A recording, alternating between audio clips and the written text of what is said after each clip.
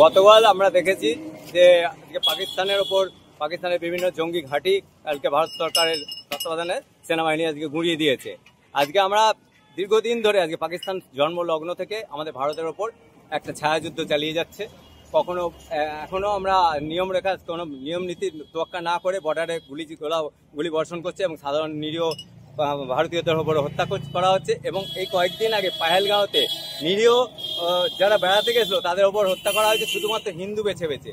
আমরা এই যে 26 জন নিরীহ মানুষকে মেরেছে তার বদলা আমরা 26,000 সন্ত্রাসবাদীর মৃত্যু চাই এবং 26,000 মানুষের মাথা চাই এবং সন্ত্রাসবাদী। সেই জন্য ভারত সরকার যে কাজটা কালকে করেছে সেই জন্য আমরা আজকে উচ্ছ্বাস করছি এবং আগামী দিনে আমরা ভারত সরকারের কাছে আশা করব আরো ভয়ঙ্কর বিরাট বড় আক্রমণ করে এবং পাকিস্তানকে গুঁড়িয়ে দিই, পাকিস্তানকে ভারতের মানচিত্র থেকে মুছে দেওয়া হোক, যাতে জঙ্গি সন্ত্রাসবাদী জঙ্গি কার্যকলাপ থেকে আমরা সারা ভারতবর্ষে সারা বছর ধরে সারা লাইফ ধরে আজকে সন্ত্রাসবাদের শিকার হয়ে আসছে এই একটা মাত্র দেশের জন্য। আজকে আমরা সেই জন্য আজকে উচ্ছ্বাস করছি এবং আরো বড় প্রত্যাঘাতের জন্য আমরা আরো আশা করছি যাতে আগামী দিনে আরো বড় প্রত্যাঘাত হয়।